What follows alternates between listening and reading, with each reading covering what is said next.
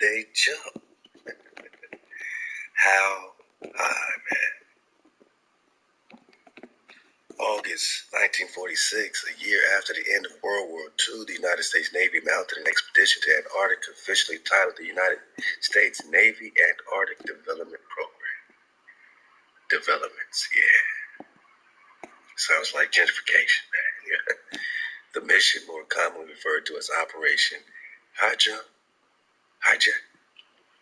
was organized by Rear Admiral Richard E. Byrd, United States Navy, led by Rear Admiral Richard H. Cruzen. Commanding officer for Byrd, Hijack would be his fourth Antarctic expedition and was expected to last 6 to 8 months. Just commanding officer. Yeah, I'm only playing Search and Destroy tonight. Are we playing Search and Destroy? I guess. Do it. Run the shit. That's what the fuck I'm reading. Antarctic Treaty and said, forget about it, man. The primary goal of the mission was to establish an Antarctic research base, Little America. See, maybe you ain't never heard of the American Dream, but these hijacks wanted to establish this new American Dream, number 4.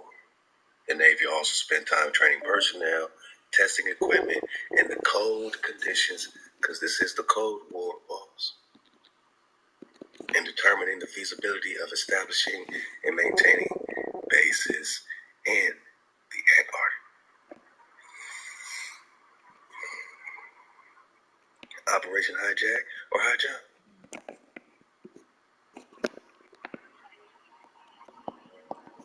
Yeah, okay.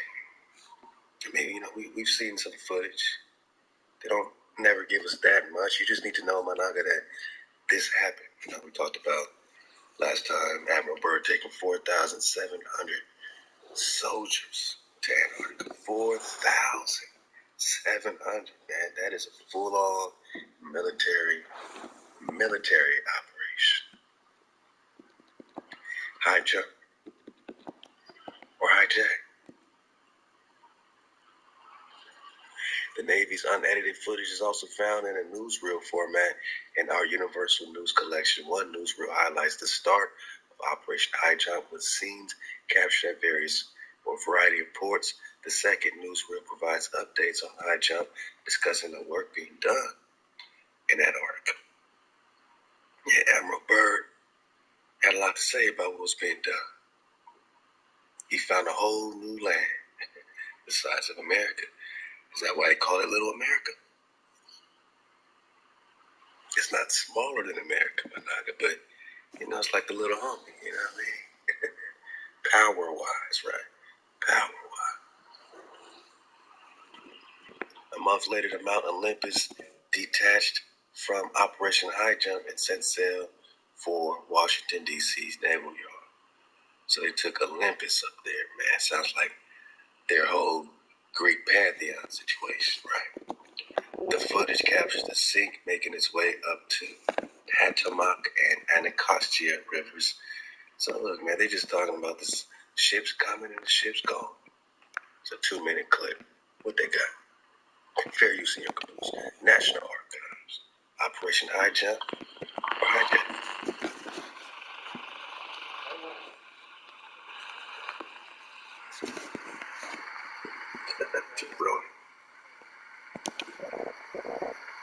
I am greatly honored by my appointment by President Truman to be the United States Ambassador to Poland. And I know that the historic friendship between the people of Poland and the people of the United States will always remain. And I have the utmost confidence that Poland, with an intelligent political philosophy, can overcome its hazards of geography.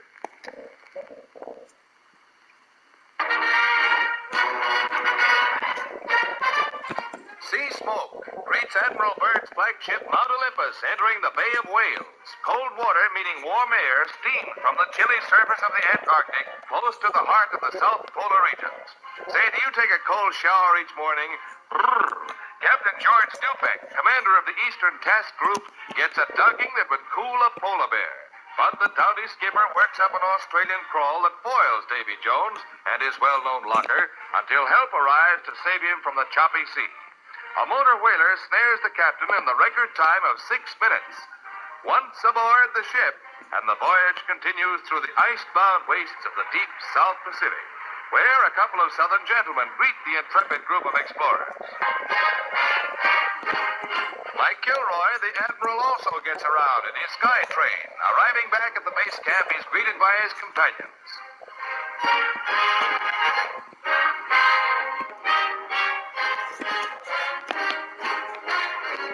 Stars and Stripes float gracefully over Little America number 4, taking possession of uranium and all natural resources, including these where you'll meet Nah, they try to skip to the SEALs taking control of uranium and natural resources. Same thing they did with America, Africa, everything else, man. also gets around in his sky train. Arriving back at the base camp, he's greeted by his companions.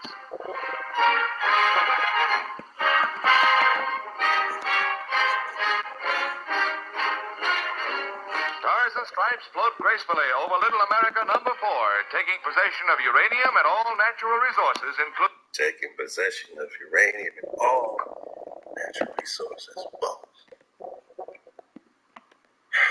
Admiral Burr said he found a land the size of America.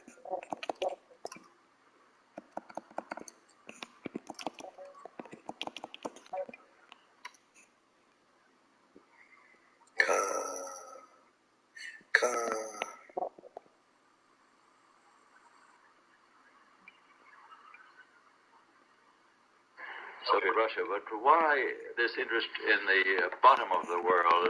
Nobody living down there, is there? No, it's pretty cold.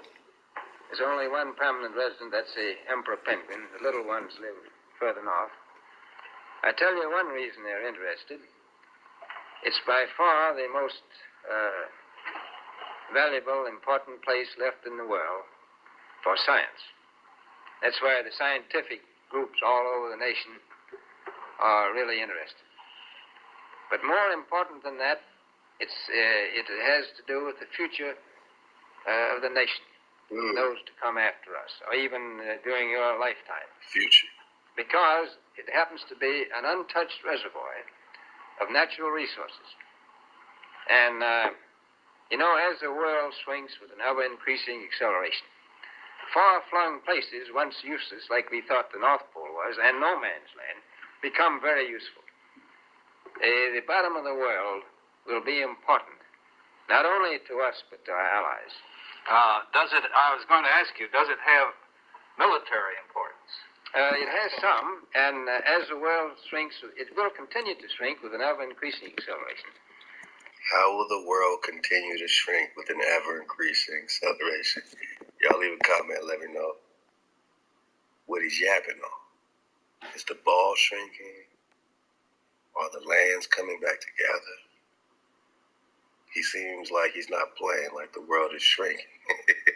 And now it could just mean because they are exploring and discovering everything. I don't know, boss. We're just talking about going straight, boss. Thus bringing these places closer. And in the future, I can see a time when it will be very, very important strategically. Well, has development of air power increased the strategic importance of places like the very much so. Palma Peninsula, we'll say? Very much so. Even now, if anything happened and we lost the Panama Canal, we would have to control the islands just north of Antarctica, which are part of Antarctica. Then between there and Cape Horn. I've heard it said that there are 7 continents in the world. Let's get it back. Would you say that since you've been to both the extremities of Earth, are these expeditions to such far-off places, are they getting easier because of modern techniques, or is danger still close at hand? Well, it's a little risky, but nothing like it used to be with the old slow planes and the small cruising radius where we had to put down bases. We replaced the dog teams, and of course that was a big improvement. But now the planes go much faster and they're safer, and they have a much bigger cruising radius. You haven't got the danger of a terribly heavy load. Admiral, an expedition to which I believe you're the advisor is now en route. What is that expedition doing? Well, that's the icebreaker Echo, and it's a reconnaissance expedition. It's going down to the South Pole area to make certain observations and to look for some bases. They will be back in April, and they will report back, and upon the information we get from that undertaking, we will base the bigger expedition that's to follow. Mission. Is that very definitely planned, or is that... That is being planned right now. So I'm willing to say to you that there will be a number of expeditions that will follow, I think, year after year, bottom of the world, because the government has really become interested. Well, Admiral Byrd, I can understand, I think everybody can, the interest in the North Pole because it's so near our greatest challenger, Soviet Russia. But why this interest in the bottom of the world? Nobody living down there, is there? No, it's pretty cold. There's only one permanent resident, that's the emperor penguin. The little ones live further north. I tell you one reason they're interested. It's... Editor of Newsweek magazine found out whether there was any land north of the North American continent. He made that first discovery flight, and I must say that Admiral Byrd, our guest tonight, is not only our greatest living explorer, but he's been an... Greatest living explorer. So when we bring up Admiral Byrd, the hijack city, man, they can't turn their nose up at this. This is like Neil Armstrong in real time, except it's real. He's a real explorer. We ain't talking about no fake astronauts. We're talking about those that's slowly going where none of these hijacks have gone before. And I'm just, skipping around, getting to this drop, man, that he found a land the size of America beyond the South Pole. An inspiration to countless Americans. Admiral Byrd, you've been to both the North Pole and the South Pole. Is there any unexplored land left on this earth that might appeal to adventurous young Americans? Yes, there is. And not up around the North Pole, because it's getting crowded up there now, because they find out it's really usable, not only to live in, but militarily. But strangely enough, there's left in the world today an area as big as the United States that's never been seen by a human being. That's never been seen by a human being. There's left in the world today an area as big as the United States that's never been seen by a human being. But strangely enough, there's left in the world today an area as big as the United States that's never been seen by a human being. And that's beyond the pole on the other side of the South Pole from Middle America. From Middle America or Middle Earth, man. What do you mean Middle America? What's Middle America, man? Central America? Come on, man. They found a land the size of as big as the United States has never been seen by a human being beyond Antarctica, man.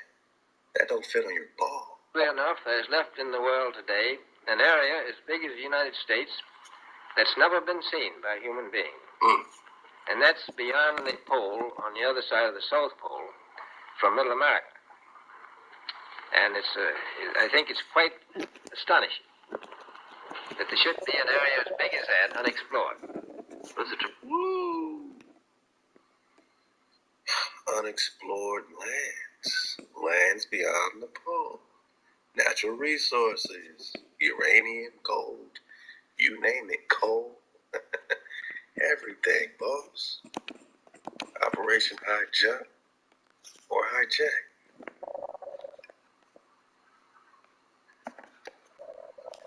It's a military operation, man. Cold War, boss. Cold War.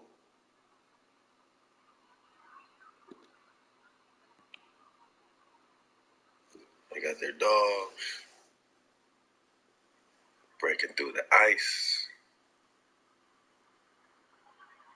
finding more lands beyond the poles, just like Richard Byrd just said, the size of America has never been seen by a hijack. High jump or hijack? Look at this man.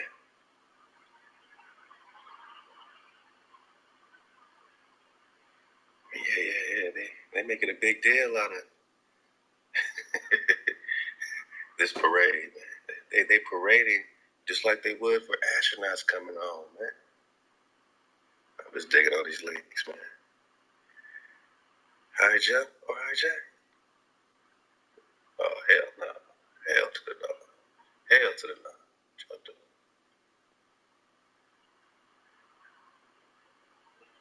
Yeah, they're just going to show you a bunch of cellars and water. You know what I mean? Of course. We got to dig on a drop, man. We got to dig on a drop. Operation High Jump or Hijack? Is it illegal to fly over Antarctica?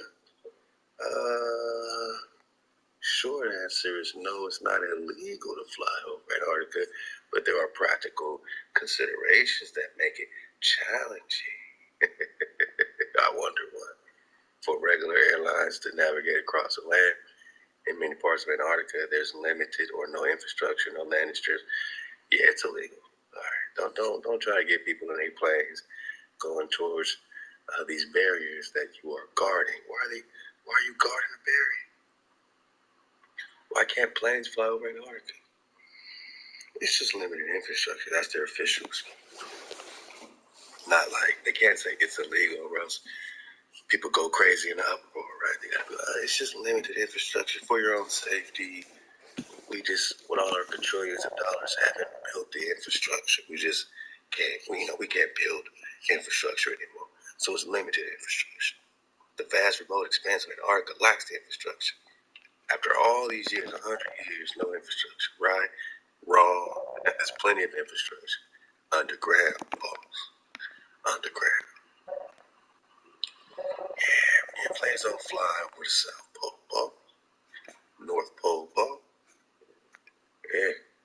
Can I go? Why can't I go to Antarctica? Well, travelers do need permission. Or do not need, yeah, right. Tourism operators must hold a valid permit. So you need a permit. Because you got to go with a tourism operator. America is not a country. Well, Antarctica, I don't know what to say. The country is protected by Antarctica. Here we go. Antarctic Treaty. Here we go. The treaty has never been broken throughout all their Cold Wars, World Wars. These countries just stay in alliance around this treaty. It's never been broken. Wonder why? I mean, is it for peaceful or for killing? Is hijack peace our peace? Nope. Because as soon as we want our peace and want our land and be peaceful, hijack free, they call us rebels, savages, and violent people. Now we are, now we're demons to them. Right now we are Satan's and adversaries to hijack city because we oppose our own destruction, because we oppose our own captivity. Their peace ain't our peace. Our shalom ain't their peace. Scientific use, yeah. Well, are they going to tell us all the sciencey things they're doing? Antarctic Treaty is Antarctica's guarded. Why is Antarctica guarded? Antarctica is guarded to protect its unique environment. Oh, here we go. Science. Or is it guarded for another reason? You think they're going to give you the reason why it's guarded? Conducting scientific investigations. And it's also guarded as a political symbol of cooperation. You mean a confederacy holding a secret dating back to the Cold War? Well, that's 1946-47 when Admiral Byrd is over there, exploring. Right? The Cold War happened right after the Banana Wars. We got that last time. A lot was happening in 1946-47. What does a Cold War have to do with Antarctica? Military activity in Antarctica equals Cold War, boss. 1959, the Antarctic Treaty, 11 nations accepted it originally. Now they got everybody else. But the most powerful nations back then accepted it. And it was on from there. I mean, what they say about it at the U.S. Department of State.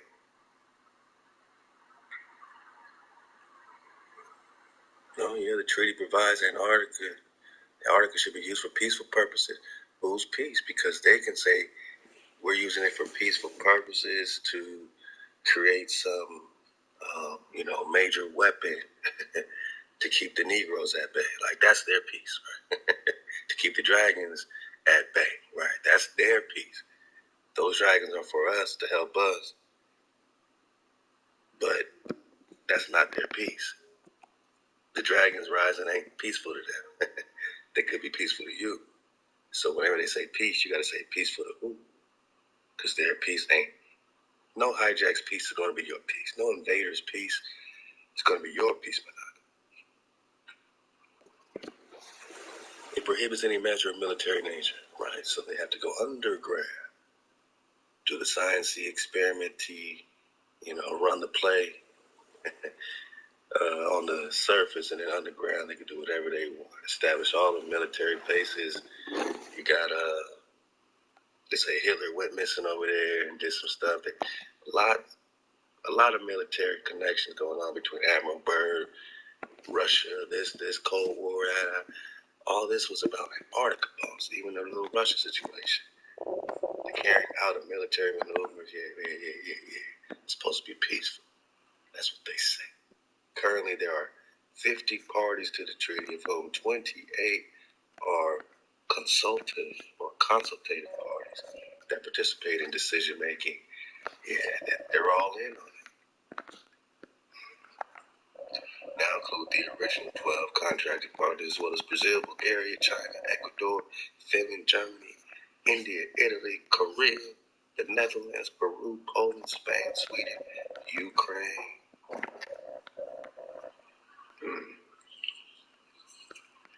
Is that why, this whole Ukraine-Russia thing, now it's like, one's talking about Ukraine and Russia, right? And all that. But America helping Ukraine and all, sympathetic to Ukraine because they're locked in through the treaty with Ukraine. And Putin's like, man, I'm just popping off.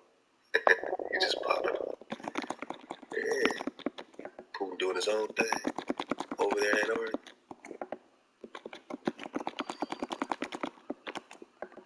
They got the UK, Australia.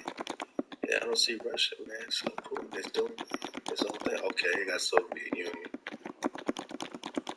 You know what I mean? That's still kind of iffy as to, how Putin is rocking. Maybe they had the Soviet Union. Maybe Putin ain't really rocking under that situation. I don't know, man. But the United States did not recognize the claims of other governments or reserve the rights to assert claims. Who are you to not recognize the claims? Who are you forming your corporation in 1776 on the headbone of the Chickamauga Cherokee, indigenous cousin, Indian superior, talk about you discovered America. Found a bunch of Nagas like you found across the plain. More dark-skinned Nagas the further you went to the farthest Indias. There are more Indias. India is a generic term for wherever so-called dark people are. Copper-colored cars. That's another India. How many more Indias are there across the planet, across the pole, across the boundary? So this treaty ain't never been, retracted, canceled, none of that, broken, none of that. Okay. And Admiral Byrd, see, right after he found more land the size of America, they shut him up. There wasn't no talk about this no more, man. He said enough. Resources, land, he said enough. As big as the United States, that's never been seen by a human being. And that's beyond the pole on the other side of the South Pole, not only to live in, but militarily. But strangely enough, there is left in the world today an area as big as the United States that's never been seen by a human being. And that's beyond the pole on the other side of the South Pole. You see, if we're on a flat plane and we need explorers, right? The government, the Navy, they need explorers to go straight. This was their guy. Then someone got smart and said, let's just put them on the ball. We don't need Admiral Byrd. We're going to go underground, black ops, taxpayer dollars. They're not going to know what's happening. Let's make a treaty that we're all going to support the ball. We're all going to support the ball, right? The ball.